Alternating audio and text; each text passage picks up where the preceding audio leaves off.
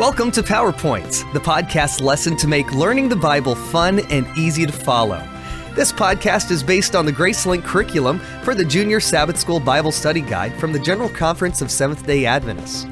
You can read along at juniorpowerpoints.org. There, you can also download and subscribe to these podcasts under Resources or on iTunes.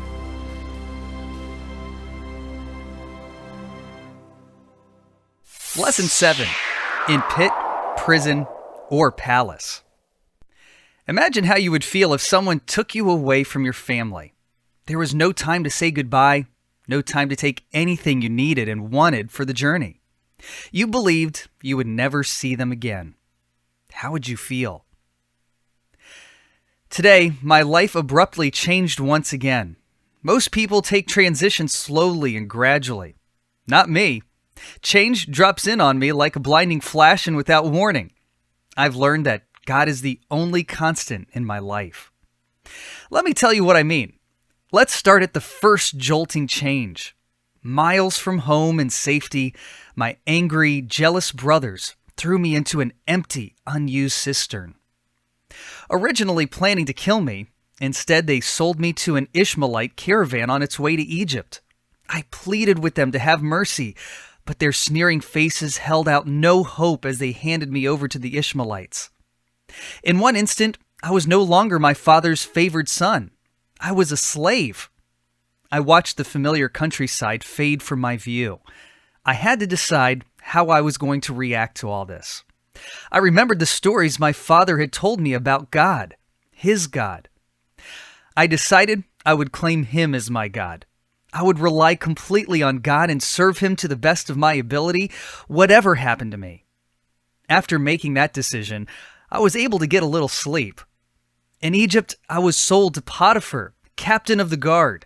Even though I was only 17 then, the Lord blessed me, and for 10 years I served Potiphar well. Everything prospered, and he treated me like a son rather than a slave. I valued his trust in me. But once again, my life changed in an instant.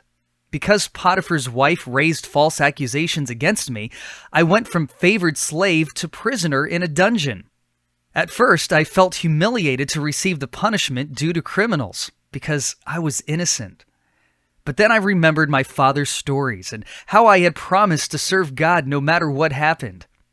I had chosen integrity as a rule of life, and in spite of the challenges I was facing, I knew I could trust the God of my fathers to fulfill his promises in my life. So, even in a dungeon, I looked around for others to serve. I began organizing the prison and encouraging the prisoners.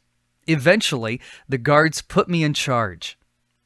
I'll always remember when Pharaoh's butler and baker were thrown into the prison. They both had dreams and asked me to interpret them. Unfortunately, the baker was going to be beheaded, but the butler was going to get his job back. I asked him to remember me when he would return to the palace. 2 years later, I was still in prison. I had my 30th birthday and wondered how many more birthdays I would spend there. But one day, I saw the sunshine again. I was whisked into the royal salon and given a bath, a shave, a haircut, and new clothes. Then I was taken before Pharaoh. It seems Pharaoh had had a troubling dream.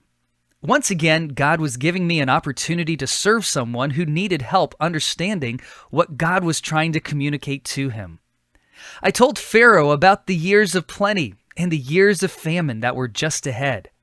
I told him that in order to survive the famine, he should choose a wise man to oversee the collection, storage, and later distribution of 1/5 of the food grown during the years of plenty.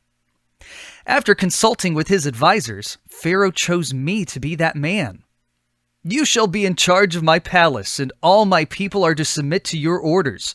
Only with respect to the throne will I be greater than you. I hereby put you in charge of the whole land of Egypt," he said.